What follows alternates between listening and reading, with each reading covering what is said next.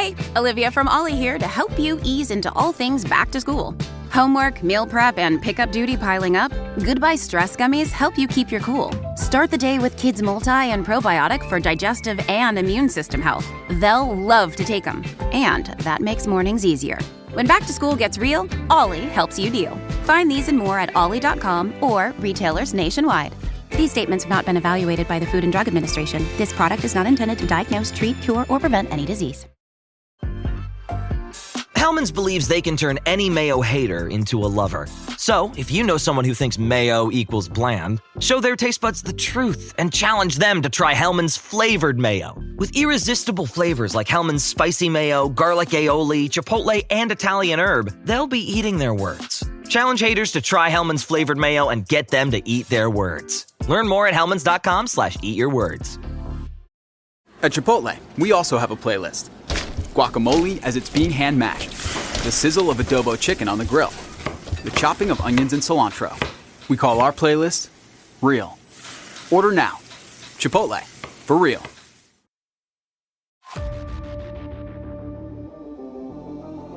This is the FPL Draft Zone, your fantasy team's best signing of the season. The Premier League has officially kicked off and draft leagues all over the world are taking shape. We flagged some key lessons from Gameweek 1 and we've got those all-important waiver options ahead of Gameweek 2.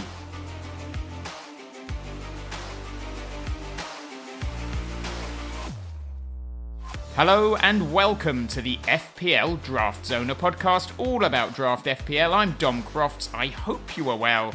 And yes, the Premier League season is now underway, finally, with 37 more weeks of pain and glory to come for both your club team and your draft team. Today we're going to take a look back at all the action from the weekend that was and flag a few learnings from Game Week 1, and then it is full steam ahead for Game Week 2 with a look ahead to those all-important matches and some waiver options to help you send your draft team in the right direction.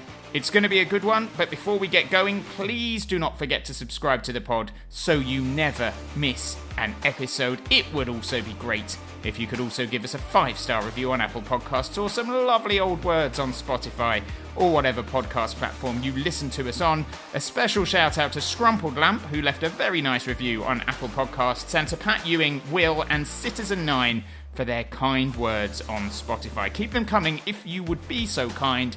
It helps with that mysterious thing we call the algorithm.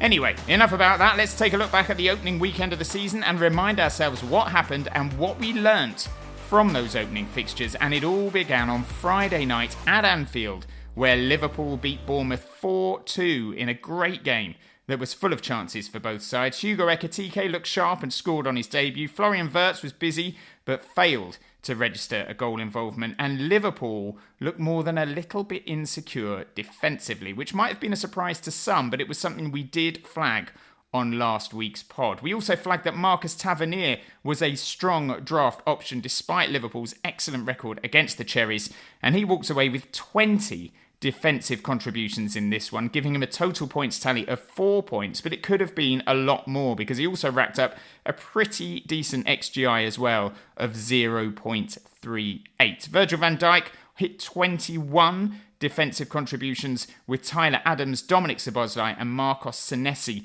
also hitting the threshold. Antoine Semenyo rewarded those who drafted him with a 15-point return, but there were lots of other very good performances from Bournemouth players who are likely to be on the waivers, and we will be discussing them a little bit later. One word on their keeper though, Đorđe Petrovic, who looked really solid in goal, good with his feet. He made 6 saves as well, so if you did draft him, you can be fairly happy with that signing. Bournemouth's next game is at the Vitality against bottom of the table Wolves.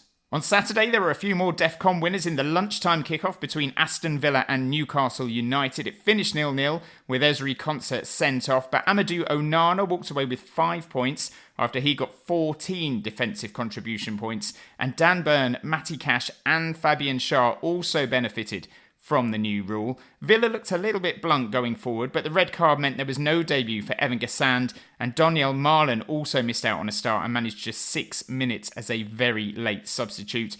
We spoke about Newcastle on last week's preview pod and said there was a chance they might use the whole Alexander Isak situation as a way to club together and really show some resilience, and that is exactly what they did. They were the better team in this one, and they will be hoping that Johan Wissa will be available for their next game, which is at home to Liverpool.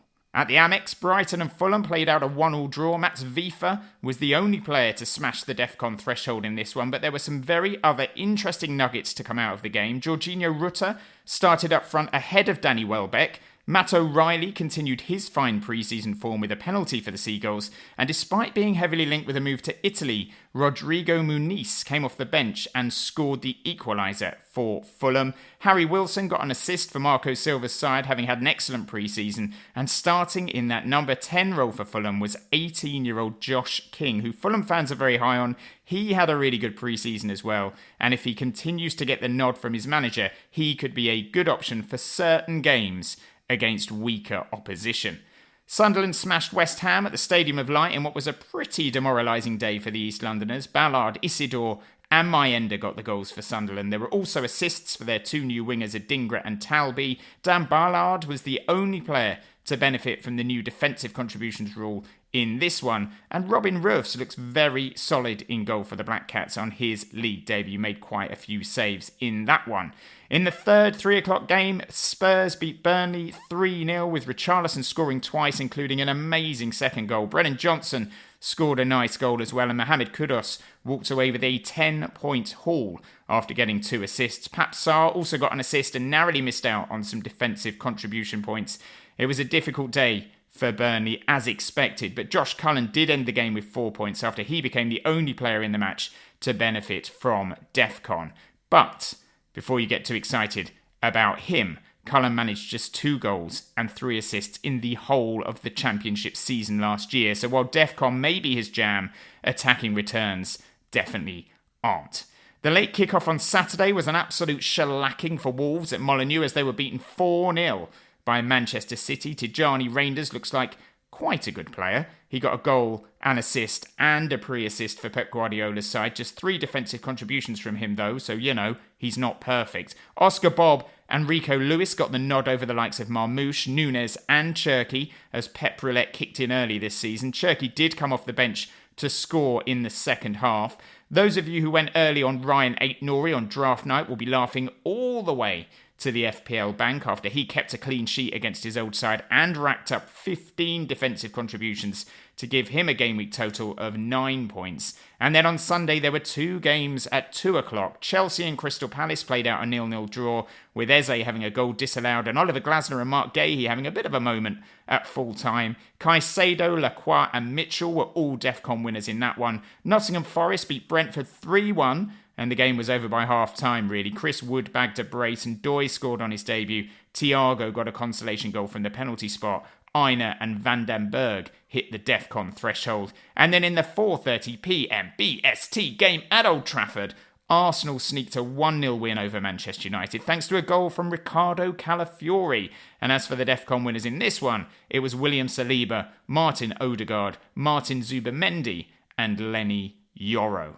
Game Week 1 wrapped up on Monday night at Elland Road, where newly promoted Leeds United beat Everton. This one finished 1-0 with a slightly dodgy penalty deciding the game. Lucas Metzger converting it. Tarkowski and Stack, DEFCON winners. Given it is a new thing this season, it is probably worth flagging the top 10 DEFCON point scorers in Game Week 1 with a view to potential waivers in Game Week 2, and they are Virgil van Dijk with 21 points, Marcus Tavernier with 20 points, and then Tyler Adams, Mats Wiefer, Maxence Lacroix, Marcos Senesi, Ryan Aït-Nouri, Andre of Wolves, and then 5 players on 14 defensive return points: Saliba, Van den Berg, Ballard, Odegaard, and Amadou Onana.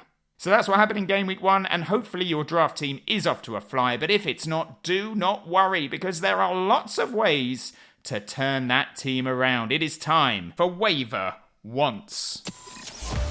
The FPL Draft Zone Waiver Wants. As usual, we're going to go through fixture by fixture and flag some players who should be free in your draft league and who should be decent options for Game Week 2. So first up is the evening kickoff on Friday between West Ham United and Chelsea. Both teams will be hoping to break their Premier League duck and score their first goals of the season. It is hard to recommend any West Ham assets based on that first game against Sunderland, but you would expect Mads Hermansen to be busy against the Club World Cup winners, and he will surely have a better game than he did at the Stadium of Light. Chelsea have won the last 3 games in a row against the Hammers, scoring 10 goals in the process. Josh Achiampong will be hoping to keep his place in the side after his 9-point haul against Crystal Palace. Keep an eye out for an update on Tosin Adarabioyo's fitness before making a move for him, though. And Esteval Villian also looked lively when he came on. He got 36 minutes on Sunday, and while I'm not sure he's going to be a regular starter as soon as Game Week 2, Enzo Maresca was singing his praises after the game. He said Esteval was very good. He showed personality, and no doubt, slowly, he will become a very important player for this club. So bringing him in would be a big old roll of the dice right now, but in larger leagues, he might be a bit of a more potent option for you than whoever your current 5th midfielder is. And we've already seen the sort of damage Sunderland's wingers did against that West Ham backline. So Willian could very easily get some joy if he gets another 36 minutes or so. There are 4 games at 3 o'clock on Saturday. Manchester City take on Spurs at the Etihad, looking to avenge that 4-0 defeat they suffered on their own ground last season. Spurs have actually won 5 of their last 10 meetings with Manchester City and drawn another. So it won't be easy for Pep's side, and it won't be easy predicting their team either, because against Wolves, Rico Lewis, Oscar Bob and John Stones all started. Of all of those players, I think Stones is the most likely to keep his place, particularly when you consider the calibre of the opposition. But to be fair, Bob was very good against Wolves and should get some minutes either from the start or off the bench. João Paulinho did not start for Spurs at the weekend, but he is surely going to start this one, and he has the potential to be a bit of a DEFCON monster. I would expect him to hit the threshold in this one if he does start. Pap Sarr is another, will have a lot of dirty work to do in that midfield, and he narrowly missed out on getting DEFCON points against lowly Burnley, so I'd certainly expect him to hit that target against a side like City. And then up front, if Richarlison is free in your waivers, he is a very obvious pickup right now. He looks fit, he looks confident, and he may well challenge Big Dom Solanke for that starting place if he continues the sort of form he's shown in the last couple of games for Spurs. It's certainly going to be difficult to drop him for this match. Bournemouth are at home to Wolves at the Vitality, and looking at how these two sides played on the opening weekend, you would have to fancy Bournemouth to win this and win this well. There are some really good options for the Cherries ahead of this one. We mentioned Marcus Tavernier, who was really lively against Liverpool. He was a real threat going forward. He was delivering some lovely balls into the box, and he racked up those 20 defensive contributions as well, so he would be high on my list for this weekend. David Brooks played really well as well, and he will probably keep his place for this one despite the arrival of Ben Doak from Liverpool, who would be another player to keep an eye on going forwards. And Bafode Diakite is an easy route into the Bournemouth backline if you fancy them to keep a clean sheet in this one, and I think that is a very real possibility. Wolves had a really tough start to the season, obviously, with a game against Manchester City, but they will really have to step it up if they want to avoid a relegation scrap this year. Fer Lopez and John Arias both came off the bench in the City game,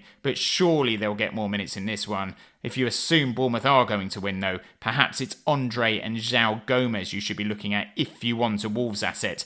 2 hard-working midfielders who will have to really get stuck in to keep Bournemouth at bay. Andre finished game week 1 with a respectable 4 points thanks to his DEFCON return. 1 point for every goal his side conceded. Brentford will be looking to give their fans any sort of encouragement at the G-Tech as they take on an Aston Villa side who will surely show a bit more attacking intent than they did against Newcastle. There are not many Brentford assets I would recommend right now, but they have just signed Dango Ouattara, who will surely walk straight into their side, and who did have a good season last year at Bournemouth. He seems like he is the ready-made replacement for Brian Mbeumo. He managed 18 goal contributions in 81 games at his former club. He got 9 goals in 37 games last season. And if Brentford are going to do anything this year, he will surely be key to their hopes. As for Villa, they were so uninspiring in attack against Newcastle. They managed just 3 shots to Newcastle's 16, despite being the home side. And against a team like Brentford, you would have to expect them to be much more attacking. So that means Daniel Marlon and maybe even Efan Gassand could be pushing for starts. I do like the idea of Gassand long-term, 12 goals and 9 assists in 33 games last season in France. And if he does start this one, surely he will continue in that team going forwards. And if he doesn't, I think it's only a matter of time before he does carve out a first-team place for himself at Villa. Given how poor Brentford were at Forest, it might also be worth investing in a Villa defensive asset. Matty Cash is one of those players who most Villa fans don't seem to rate, but he does play more often than not, and he ended game week 1 with 8 points. And with Konsa suspended after his red card against Newcastle, you would expect Pau Torres to be the man to partner Tyrone Mings at the back. As for their midfield, Amadou Onana is another DEFCON option if you want a slice of that action. And if Yuri Tielemans is still free in your league, he is obviously a great option for this week. Burnley take on a Sunderland side that will be flying into this one with confidence after they destroyed West Ham. I do like the look of their keeper, Robin Roofs, who looked really good against the Hammers and ended the game week with 8 points. Habib Diarra seemed to fill the role left by Joe Bellingham in the summer, picking up the ball, charging forward. He got 9 attacking returns in 30 games last season in France, so he could easily impact the game in the final third, and if he's ever going to do it, it may well be against a side like Burnley. Talby looked okay on the wing against West Ham, a little bit raw maybe, but he still managed to get an assist. And again, given the calibre of the opposition in game week 2, he wouldn't be a bad option as a one-week punt. As for Burnley, they were very, very defensive and quite stodgy against Spurs, but this already feels like a bit of a must-win game for them, and I would expect Armando Broja to lead the line if he is fit and available. So if you're missing a striker option, he could be an option for you. This episode is brought to you by Dogfish Head Craft Brewery. The Grateful Dead and Dogfish Head have gotten the band back together with the release of Grateful Dead Juicy Pale Ale, a light-bodied pale ale brewed with sustainable Kernza grains, granola, and heaps of good karma for a refreshing brew that's music to your taste buds. Available nationwide. Visit dogfish.com to find Grateful Dead Juicy Pale Ale in your neck of the woods. Dogfish Head Craft Brewery is located in Milton, Delaware. Please drink responsibly. This episode is brought to you by Amazon Prime. From streaming to shopping, Prime helps you get more out of your passions. So whether you're a fan of true crime or prefer a nail-biting novel from time to time, with services like Prime Video, Amazon Music, and fast free delivery, Prime makes it easy to get more out of whatever you're into or getting into. Visit Amazon.com/Prime to learn more. The Twisted Tale of Amanda Knox is coming to Hulu. In 2007, Amanda Knox was studying abroad in Italy. She had no idea her dream would turn into a nightmare. Inspired by the actual events of her wrongful conviction and 15-year fight for freedom, watch the new Hulu original series, The Twisted Tale of Amanda Knox, on August 20th. Streaming on Hulu and Hulu on Disney Plus for bundle subscribers. Terms apply. The 5:30 p.m. BST game sees Arsenal entertain Leeds at the Emirates Stadium. Arsenal's fullback situation is a tough one to call right now. I think it'll probably be Ben White and Miles Lewis-Skelly in this one, but it wouldn't amaze me if Ricardo Calafiori started again, and he is the most likely player to be on your waivers from the Gunners' backline. Mikel Arteta sung his praises after the United game, and Arsenal should show a lot of attacking intent at home to a newly promoted side, so Calafiori could easily start again. Martin Zubimendi will definitely start, and he ended game week 1 with 5 points, so given Arsenal's defensive solidity and his apparent ability to hit those DEFCON points, he could be a good choice this week as well. And even someone like Noni Madueke might be worth a punt this week. You'd expect Arsenal to win the game, you'd expect them to win it well, and that makes any available attacking asset worth thinking about. Gabriel Martinelli flattered to deceive again against Manchester United, and Madueke against a low block seems like a bit of a no-brainer for Mikel Arteta. As for Leeds, Dominic Calvert-Lewin is another striker option for your side who's just come into the game, so if you have a non-playing forward, he's worth picking up despite his obvious injury issues. On Sunday, there are 2 games at 2 p.m. Crystal Palace take on Nottingham Forest. Both teams got off to a very solid start in Game Week 1, and at the time of recording we don't know if Eberechi Eze or Mark Gahey will still be at Crystal Palace for this one. If they aren't, the likes of Romain Esse might be worth taking a punt on. He seems like the obvious successor to Eze for Palace until they sign someone. They've also been linked with a move for Jakob Kivior of Arsenal, so keep an eye on how that one pans out. It's probably a little early for this week, mind. Adam Wharton is another player who could benefit from DEFCON points. He didn't reach the threshold against Chelsea, but he did in the Community Shield against Liverpool. As for Forest, if there are any Elliot Andersons on the waivers, he's well worth picking up. Dan Ndoye enjoyed a scoring start to his Forest career as well and will surely start again. And James McAtee has also signed for Manchester City, and he would have signed on the promise of regular first-team football. He was excellent for England at the under-21s, of course.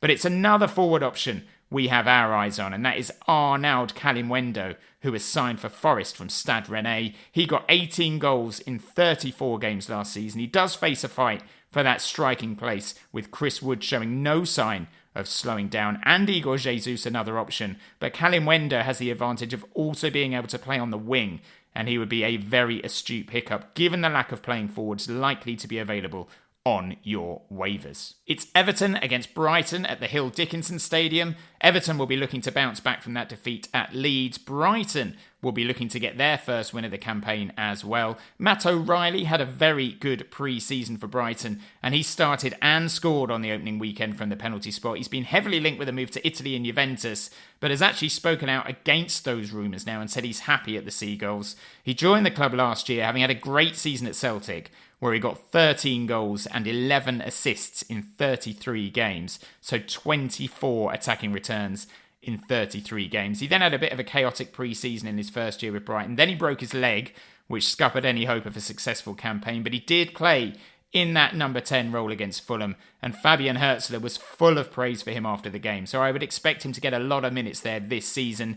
There is the risk that Danny Welbeck will play up front some weeks and Rutter will play in the number 10. And given Brighton's upcoming fixtures, he probably shouldn't be a long-term punt. They have some tricky games to come. But for 1 week only, I would be tempted to bring in O'Reilly against an Everton side that really didn't look up to much on Monday night. Another option for Brighton, and piggybacking on the DEFCON results of Game Week 1, is Mats Wiefer, who filled in at right back for Brighton and ended up with 19 defensive contributions. He'll likely be up against Iliman and Dye this week, so he'll be a busy man again.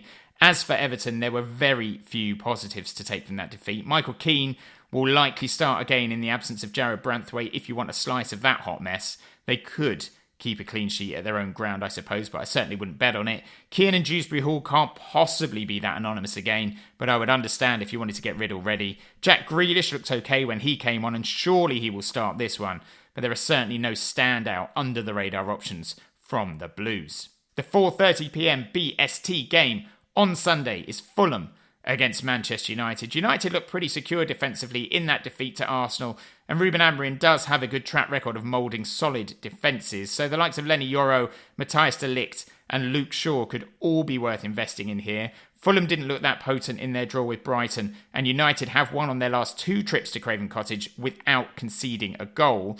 Mason Mount seems to have won the trust of Amorim. He got 64 minutes against Arsenal, and even though he has been a major flop at United, we cannot forget that at his very best, he is a good player with a good output. 11 goals and 11 assists for him back in the 2021-22 season, which granted was quite a long time ago now. As for Fulham, Harry Wilson took his fine pre-season form into that win over Brighton. He got an assist, he played the full 90 minutes, and as we mentioned earlier, Josh King got the nod in the number 10 role against the Seagulls, and he played well. Whether he'll start again ahead of someone like Emil Smith-Rowe remains to be seen, but King is definitely one of those better players at Fulham who in pre-season shone, so he could well get the nod again. And then wrapping up the weekend on Monday night is the big one. It is Newcastle against Liverpool, otherwise known as the Alexander Isak hate match. Jacob Ramsey should play some part in this one after signing for Newcastle from Aston Villa. Anthony Gordon started centrally against Villa but offered little, so surely he'll revert to the wing. And who knows, maybe, just maybe, Newcastle will have a striker by the time this game comes around. Shah and Byrne both hit the DEFCON threshold against Villa, and they're bound to be a lot busier in this one again, so even if they don't keep a clean sheet, they should get a handful of points or close to it. As for Liverpool, most of their assets will be taken, but there may be an Alexis McAllister floating about in 1 or 2 leagues. He started the season with a 5-point return after getting an assist in the win over Bournemouth, and he could also be in with a shout of some DEFCON goodness as well, because let's face it, this game is going to be a right old battle. So, there we have it. Those are a few players from each fixture who, if you need to strengthen in a particular area, should serve you well. If I was picking a player from each position, keeper-wise, I would go for Robin Ruffs, who looks like a good shot stopper, which is also key in FPL, and he's up against a team who are not the most prolific in front of goal in Burnley. Defender-wise, I do think Manchester United will be much improved, and Lenny Yoro will be a good asset to have going forward. But given the disaster class that Brentford offered in their defeat to Nottingham Forest, Matty Cash seems like a good option for 1 week only. In midfield, Marcus Tavernier offers the perfect blend of attacking threat and the ability to pick up regular defensive contribution points, and with a home game against Wolves, points are surely on the agenda for him and Bournemouth.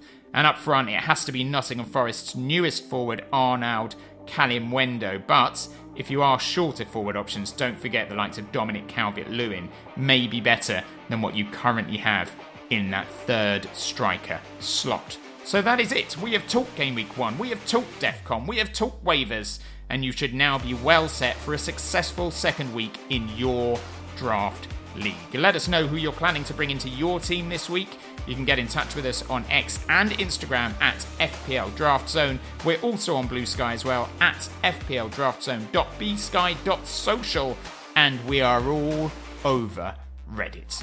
Please don't forget to give us a 5-star review on Apple Podcasts or a nice comment on Spotify or whatever podcast platform you listen to us on. We will read the best ones out. It only takes just 30 seconds of your time. And until next time, good luck in the waivers, good luck in free agency, good luck in your head-to-head, and bye for now.